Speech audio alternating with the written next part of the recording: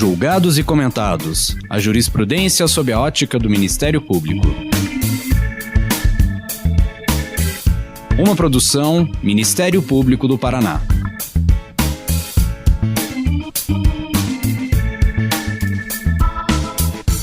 Olá, começando mais um Julgados e Comentados, o podcast sobre julgamentos relevantes sob a ótica do Ministério Público. Eu sou Eduardo Cambi, promotor de justiça do Ministério Público do Paraná, e hoje vou conversar com meu colega Rodrigo Cabral sobre o tema do inquérito que o Supremo Tribunal Federal abriu para tratar de fake news e ameaças a membros da Corte. Oi, Rodrigo, muito obrigado pela presença. Fala um pouquinho de você e depois a gente vai entrar nessa questão do inquérito, alguns dizendo até que é um inquérito do fim do mundo, né? Um inquérito inusitado, e daí a importância dele para a gente conversar hoje. Olá, Eduardo Cambi. Inicialmente gostaria de agradecer o convite de participar desse podcast, parabenizar pela iniciativa desse veículo aqui de discussões de temas importantes para o Ministério Público, para a sociedade em geral. Eu sou promotor de justiça aqui no Ministério Público do Estado do Paraná, atuo na Coordenadoria de Recursos Criminais, sou professor substituto da Universidade Federal do Paraná e professor pesquisador do mestrado da Unibrasil. Então, estou aqui para agradeço debater. muito, você engrandece o Ministério Público e a academia. E por isso que a gente precisa tentar explicar para a população, Rodrigo, como é que funciona o sistema de investigações criminais, né? O que é um sistema acusatório, o que é um sistema inquisitivo, como é que a Constituição e as leis processuais tratam dessa questão da investigação de supostos fatos que têm um caráter criminal. Olha, a investigação criminal é um ato que por si só tem um grande efeito na vida das pessoas e também tem uma grande importância para a apuração e para a punição de eventuais crimes praticados, né? Então, durante muito tempo, houve debates sobre como deveria ser feita uma boa investigação criminal e como que seria uma boa configuração dessa modalidade de apuração, né? O Código Napoleônico, lá de 1808, ele trouxe lá pela primeira vez a ideia de polícia judiciária e naquela época havia uma vinculação da polícia judiciária, como o próprio nome estava a referir, da investigação policial ao poder judiciário, né? Sem embargo, com o avanço, e essa previsão lá do Código Napoleônico de 1808, ela refletiu também aqui no Brasil, tanto é que o início da investigação criminal aqui no Brasil era realizada pelos chefes de polícia, lá no Código do Império, que eram pessoas vinculadas ao Poder Judiciário, né? Então, havia também a própria situação dos guardas de quarteirão, dos investigadores, dos detetives, que eram vinculados à ideia do chefe de polícia, que era vinculado, sim, ao Poder Judiciário. Inclusive, o próprio termo delegado de polícia, né? O próprio nome delegado vem do poder de alguma pessoa, né? Delegado, quem atua em nome de alguma pessoa. E na origem da investigação criminal, esse delegado de polícia atuava em nome do Poder Judiciário, né? Por isso que se chama Polícia Judiciária, lá é o nome cunhado pelo Código Napoleônico, e por isso que existe a figura do delegado de polícia, que é alguém que atua em nome de outrem, né? Sem embargo, com o desenvolvimento da doutrina e fundamentalmente com a ideia da imparcialidade, da ideia do princípio acusatório, em que haveria necessidade de uma separação dos poderes que eram demasiadamente concentrados no juiz, ou seja, o juiz naquela época investigava, muitas vezes formulava a própria acusação e inclusive julgava.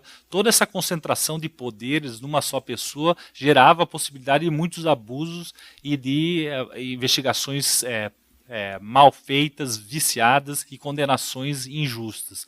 Diante disso, promoveu-se cada vez mais a ideia de uma separação dessas funções do juiz, uma retirada dessas separações dos juízes, os que os alemães chamam de Trennung zwischen Richter und Staatsanwalt, a separação entre o juiz e o promotor. Então, essas funções investigativas, né, ficaram a responsabilidade por levar a cabo a ação penal, por isso que existe o monopólio da ação penal pública pelo Ministério Público, ficaram a cargo do Ministério Público. Então, toda investigação criminal num sistema adequadamente pensado, ela tem que se voltar ao Ministério Público e não pode, e esse é um ponto fundamental, ser presididas pelo Poder Judiciário, uma vez que o Poder Judiciário investigando e fundamentalmente determinando medidas coercitivas, depois que ele for julgar esse fato, acaba prejudicando duramente a ideia de imparcialidade. Rodrigo, você usou uma palavra difícil aí, falou da Alemanha, e no Brasil tem um inquérito policial, mas poucos países do mundo adotam esse modelo. Muitas vezes a polícia está vinculada ao Ministério Público. Como é que funciona nos outros países e se esse modelo é adequado ou não? Na verdade, o inquérito policial e a própria figura do delegado de polícia, são uma configuração muito própria aqui do Brasil, né?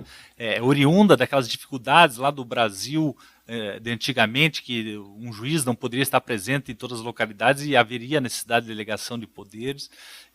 Isso aconteceu própria figura dos xerifes lá na Inglaterra, era uma função delegada dos juízes, mas com a evolução do sistema acabou isso separando, né? Os melhores sistemas de investigação que existem, desde a minha perspectiva, são aqueles em que a coordenação da investigação é realizada pelo Ministério Público. O domínio jurídico da investigação também é realizado pelo Ministério Público. Isso não quer significar, isso ocorre, por exemplo, em países como a Alemanha, Itália, né? Isso não quer significar que todos os atos investigatórios sejam realizados pelo próprio membro do Ministério Público, mas ele faz a coordenação, ele determina as diligências, ele faz, desenha a estrutura da investigação e fiscaliza a ideia de legalidade e ilegalidade desses atos. Porque o Ministério Público é o titular da ação penal pública e, portanto, o final de toda essa investigação vai culminar numa ação que vai levar alguém a ser processado criminalmente. Seria isso? Exatamente. A Constituição, por exemplo, no Brasil, atribui ao Ministério Público um ônus, né, uma função que é o dever de acusar. Mas para que ela possa fazer uma acusação decente e respaldada, ela tem que também ter a capacidade de coordenar e de ter elementos probatórios mínimos para deflagrar essa ação penal. Então, nada mais lógico que a investigação, isso existe até uma certa unanimidade aqui no Brasil, que é perceber que a investigação se presta para o Ministério Público precisamente para oferecer a acusação. Então, sem esses elementos probatórios, ou elementos de informação, ficaria inviabilizada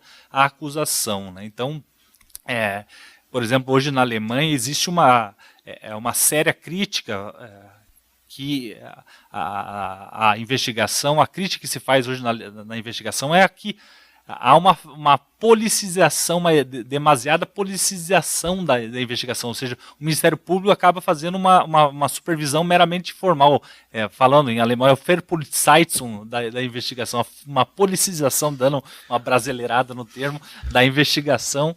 E o Ministério Público, a crítica que se faz é que ele acaba ficando um pouco mais distante. Isso lá na Alemanha. Lá na Alemanha. Essa é a crítica que se faz. E na época aqui da PEC 37, justamente queria em sentido contrário. Enquanto os alemães querem mais Ministério Público na investigação, aqui, lá naquela ideia de PEC 37 e também nesse próprio inquérito, há uma virada de menos Ministério Público, que parece ir na contramão. Ou seja, a PEC 37 que ia colocar somente a polícia judiciária ou a polícia civil para investigar e excluindo o Ministério Público. Exatamente. E o Supremo acabou dizendo que o Ministério Público pode também investigar independentemente da polícia, que é aquilo que se chama procedimento investigatório criminal. Exatamente. Então, o Supremo sacramentou corretamente, né, a ideia de que o Ministério Público pode investigar diretamente, ele realizando atos próprios, né? Ou seja, nós não temos dúvida que a polícia pode investigar e que o Ministério Público pode investigar.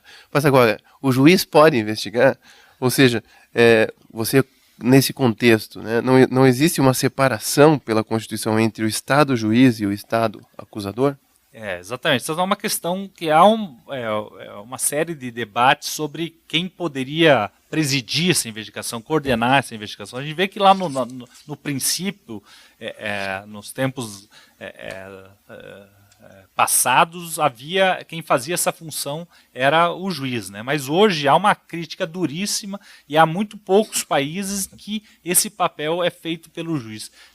Fundamentalmente pela divisão de funções, fundamentalmente também pelo ônus e pelo dever que foi atribuído ao Ministério Público de promover a ação penal. Então, aquele que tinha o dever de cumprir determinadas funções teria que ter o instrumental para tanto. Não adianta você atribuir uma tarefa a alguém, mas proibir ele que realize os atos necessários para cumprir essa tarefa. Então, o Ministério Público teria esse instrumental. E, ademais, desde uma perspectiva de imparcialidade, é fundamental que o juiz não investigue. Existe um conceito bem interessante de imparcialidade, que é um conceito já antigo, já cunhado lá na década de 80, fundamentalmente por dois julgados do Tribunal Europeu dos Direitos Humanos, o caso Decoubre e o caso Pierre Sac, dois casos oriundos da Bélgica. O que diz basicamente esses precedentes? Que existem duas modalidades fundamentais de imparcialidade. A imparcialidade subjetiva, que é aquela imparcialidade que o sujeito imparcial não pode ter nenhuma vinculação pessoal com o caso julgado, ele tem que ter um alinhamento pessoal com o caso julgado. Por exemplo, um juiz jamais poderia julgar um caso que seu pai, seu irmão ou seu amigo pessoal fosse um réu ou a vítima, né? Então, o juiz teria que ter esse alinhamento pessoal, ter que ser imparcial, não ter nenhum vínculo com o caso. Ou seja, tem que ser um terceiro desinteressado da causa. Exatamente, um terceiro desinteressado sem nenhum interesse, claro, pessoal na causa. Esse é o conceito de imparcialidade subjetiva. Existe também, desenvolveu-se naqueles julgados, o conceito de imparcialidade objetiva. O que é imparcialidade objetiva? É aquela imparcialidade que decorre do próprio exercício das funções do juiz, tá? Ou da pessoa que se pretende que seja imparcial. Determinadas funções, elas têm como propósito e como natureza a tomada de providências à busca de uma determinada investigação, de uma determinada em favor de uma determinada tese. É dizer, por exemplo, o Ministério Público, ele sempre vai ser, na ação penal pública, a parte autora. Então ele é sempre parcial nesse ponto, porque primeiro que ele figura no polo ativo e segundo porque a função dele é justamente promover a ação penal, requerer provas, fazer perguntas para o fim da condenação, muito embora de forma objetiva, recorrer. Então todos esses atos funcionais do Ministério Público, né, eles revelam uma ausência de imparcialidade objetiva. Então o Tribunal Europeu diz o seguinte: quando a autoridade promove ex officio medidas, né, tendentes a apurar um caso ou a promover acusação ou recurso, ela perde a imparcialidade objetiva, porque as suas próprias funções acabam atribuindo um papel de ativo, né, um papel ativo, um papel de persecução, um papel de medidas ex officio. Então, você falando aí me lembra Franco Cordeiro, professor da Universidade de Roma, que falava do quadro mental paranoico, né? O juiz não tem como, ao produzir a prova, desconsiderá-la. Ou seja, ele está vinculado àquilo que ele produziu. E isso, de fato, comprometeria a imparcialidade do juiz. Exatamente. Quando o juiz toma uma parte, ou seja, uma parte de perseguir delitos, de apurar delitos, fica prejudicada essa imparcialidade dele, desde uma perspectiva subjetiva e desde uma perspectiva propriamente objetiva, né? Então, essa ideia de imparcialidade objetiva, ela cunhada lá desenvolvida fundamentalmente pelo Tribunal Europeu dos Direitos Humanos, ela é ferida de morte com o juiz investigador, né? E a nossa Constituição adota essa teoria quando fala, por exemplo, do juiz natural ou outras garantias processuais? Me parece bem claro que a ideia de devido processo legal, a ideia de imparcialidade do juiz, a própria configuração dos princípios do Poder Judiciário, eles reafirmam e sufragam essa tese de que o juiz brasileiro deve ser um juiz imparcial subjetivamente, ou seja, deve ter um alinhamento pessoal com o caso penal e deve ser imparcial objetivamente, é dizer, suas funções não podem se confundir com as funções de parte acusadora ou de parte investigadora. Nós vamos fazer um pequeno intervalo, mas na sequência nós voltamos com a análise do inquérito 4.781, instaurado pelo Supremo Tribunal Federal. Até mais.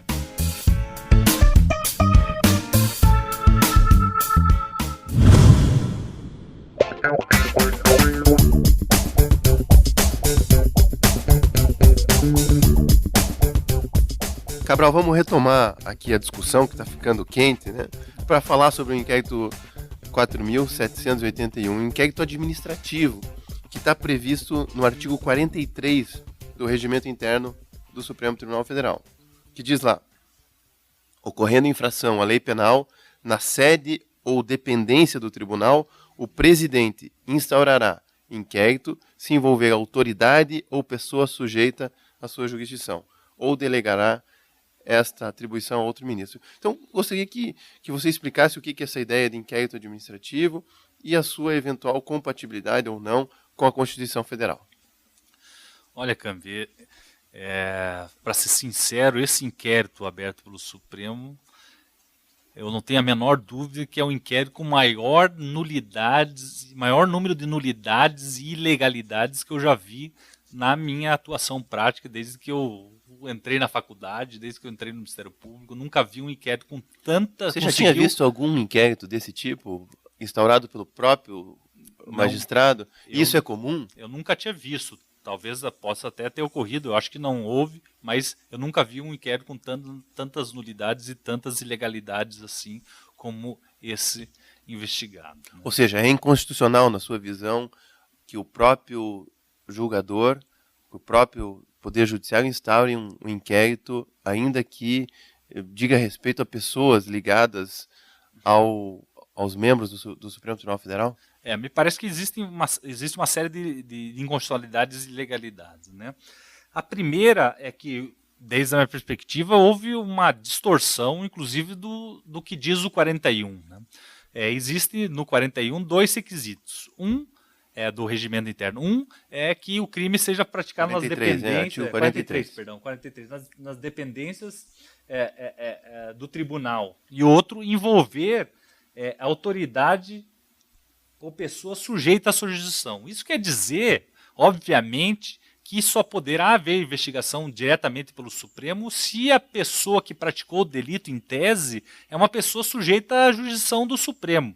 Sujeita diretamente. Prerrogativa de exatamente, função. Que tenha uma das pessoas indicadas pela Constituição da República que tenha um foro especial por prerrogativa de função diretamente junto ao Supremo. E esse caso, claramente, não havia essa situação. Né? A gente sabe que o regimento interno é tido pela jurisprudência do Supremo como lei formal, tem natureza de lei pela jurisprudência do Supremo. No entanto, obviamente, esse inquérito jamais poderia criar um foro especial por prerrogativa de função quando a Constituição não o prevê.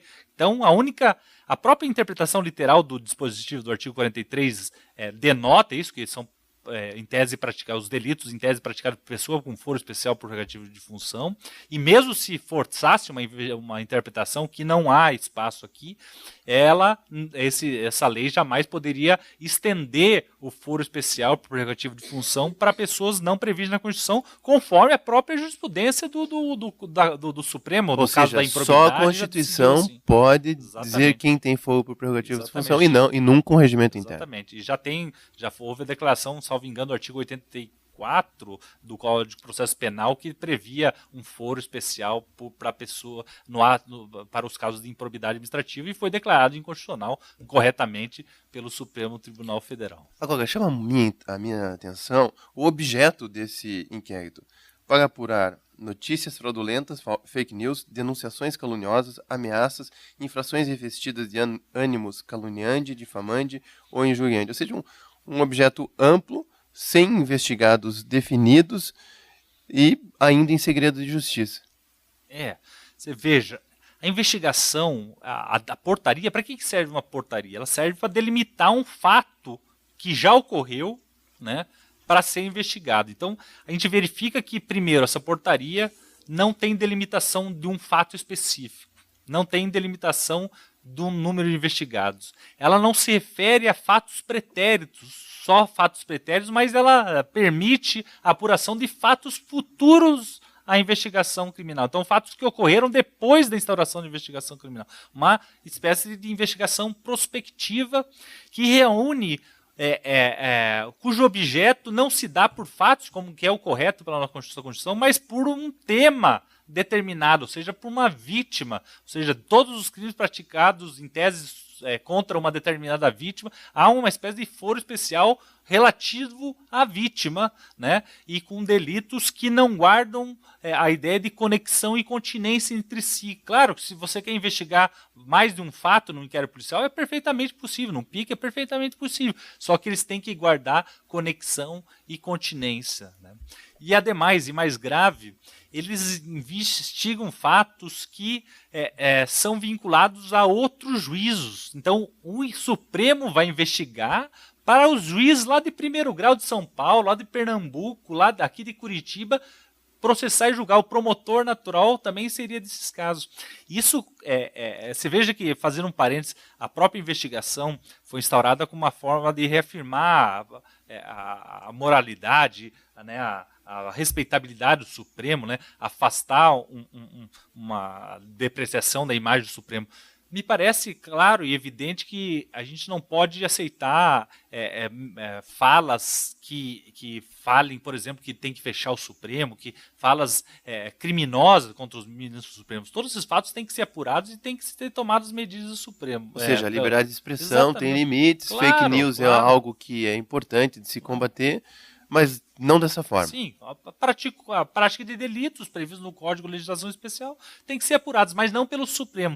E você veja o descrédito que ocorrerá nesses casos, porque o Supremo vai investigar fatos que são submetidos a outros juízos, e vai lá o promotor de justiça lá de São Paulo, promotor de justiça de Pernambuco, promotor de justiça de Minas Gerais, o juiz daqueles lugares, eles vão, e já aconteceu isso, arquivar a investigação por nulidade dos atos praticados pelo Supremo. Ou seja, o promotor de primeiro grau vai falar, olha, o Supremo praticou ilegalidades aqui e nós vamos arquivar por prova ilícita. Então o Supremo está se agachando para ter seus atos supervisionados por juízes e membros do Ministério Público de primeiro grau. Nesse contexto sombrio que nós vivemos hoje, é uma espécie de estado de exceção, e até, quem sabe, revigorando aquela ideia do direito penal do inimigo, né? Seria isso que estaria acontecendo no Brasil hoje, e daí a necessidade de um Ministério Público forte, independente, que defenda a Constituição?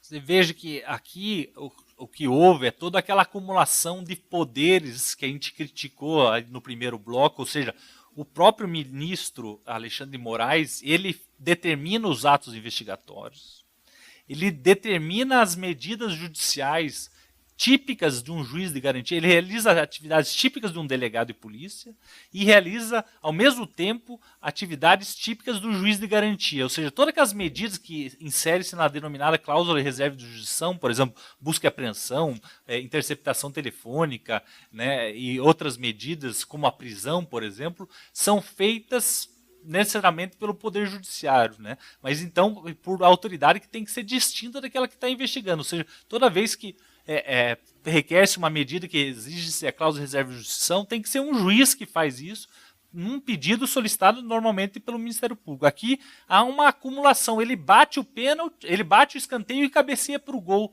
Você veja o problema de imparcialidade objetiva, o problema de legalidade, o problema de total violação à ideia de juízo natural, de devido processo legal. Tudo isso é claramente e explicitamente violado nesse famigerado. Vamos deixar isso mais concreto. Recentemente, veículos de comunicação publicaram uma notícia de que o ex-procurador-geral da República, Rodrigo Janot, teria dito que teria intenção de matar um ministro do Supremo.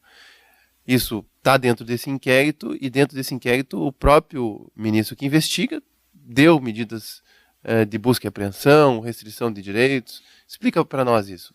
Então, é justamente isso. Então, uma notícia, a vítima, que é em tese, de um delito que me parece que não existe aqui, requer, o ministro Gilmar Mendes requer que o ministro Alexandre de Moraes tome medidas para um fato que consta lá de um livro, que pode ser uma bravata, que pode ser um fato que não ocorreu, que pode ser um delírio momentâneo, né? Que consta de um livro ou de uma entrevista. Esse fato que teria ocorrido 2 anos antes, um fato que ficou na mera cogitácio, não direito penal de intenção aqui, um Gessinus Strafrecht, já que eu já estou gastando o alemão aqui. Então, a próximo podcast vai ser sobre alemão aqui. Então, retorna todo aquele direito penal que, esse sim é o direito penal do inimigo, que não só antecipa as barreiras, que muitas vezes tem se criticado a antecipação das barreiras, para chegar numa antecipação da mais... no momento mais longe possível, que é a mera cogitação. Toda a gente sabe que a mera cogitação, o mero pensamento não constitui delito, né? Isso é uma das conquistas civilizatórias mais antigas do direito penal, né? Sempre pressupõe uma efetiva realização de uma ação ou omissão, né, relevante, não basta um mero pensamento.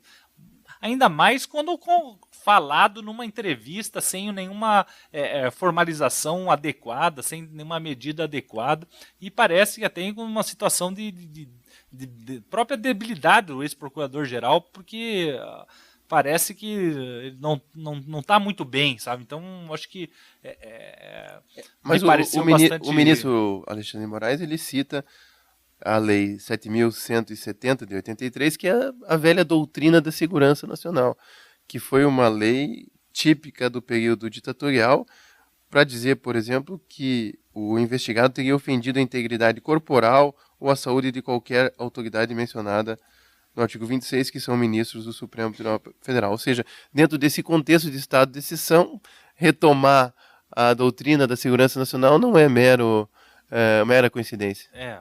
A invocação dessa lei, dessa famigerada lei, num inquérito como isso, é a cereja do bolo para colocar um tag, uma etiqueta bastante clara de autoritarismo, né? Com todo o respeito, a gente tem até receio de criticar isso aqui agora, porque tem sido tomadas cada vez medidas contra pessoas lá que no Twitter falaram umas bobagens lá no Twitter, pessoas com língua solta aí que falam algumas bobagens no Twitter, nas redes sociais, acabaram sofrendo medidas de busca e apreensão.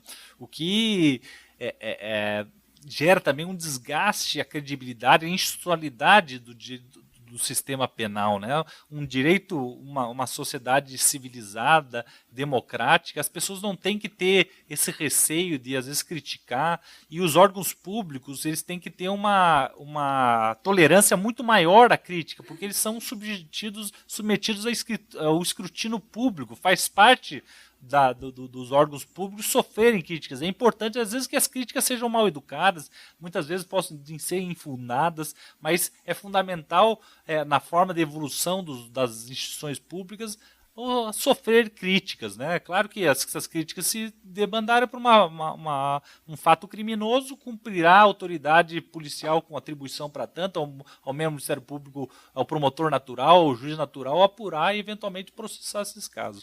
Ou seja, a liberdade de expressão, ela não é um direito absoluto, mas ela tem um peso importante dentro da democracia, inclusive visa combater, claro, fake news, discursos de ódio, mas o servidor público e as instituições têm que estar sujeitas às críticas para poder avançar e melhorar, é isso? Exatamente, o servidor público está sempre submetido a uma crítica, às vezes dura, às vezes mal educada, das pessoas, né? E claro que, uma vez violados os bens jurídicos, vão ser tomadas as medidas necessárias, né? A liberdade de expressão não é um direito absoluto, como você bem disse, né? A liberdade, o professor Vives Anton fala, a liberdade não pode ser utilizada como um pretexto para cercear a liberdade dos outros, né? A liberdade de expressão não pode ser algo absoluto que possa cercear a dignidade das pessoas, a liberdade dos outros manifestarem-se também, mas o que preocupa é que esse ambiente, esse clima de um certo receio de dizer suas opiniões, ainda que de forma crítica contra o Supremo Tribunal Federal. Ou seja, os fatos criminosos têm que ser apurados, mas dentro do sistema constitucional brasileiro. Exatamente, respeitando o devido processo legal, a ampla defesa, a tutela dos bens jurídicos, o respeito à legislação penal, né, que existe, obviamente, ao princípio da legalidade, a tipicidade estrita, lex prévia, certa, estrita, né, todos esses princípios de becaria, né, que agora a gente tem que invocar o becaria em 2019 para tutelar os nossos direitos, é algo bastante sintomático. Mas que pena, Rodrigo, nosso tempo terminou e a gente tem tanta coisa para dizer, mas quero te agradecer. Obrigado, Eduardo. Eu espero que tenha contribuído aí com a nossa discussão, com a reflexão crítica. É fundamental a gente sempre pensar criticamente no nosso sistema penal e esse tipo de programa é fundamental para isso. Um grande abraço a todos os ouvintes e agradeço a oportunidade. Então é isso. Muito obrigado você que nos ouve. Mande suas dúvidas e sugestões por e-mail ou pelas nossas redes sociais. Os contatos estão na descrição do episódio. Muito obrigado e até a próxima.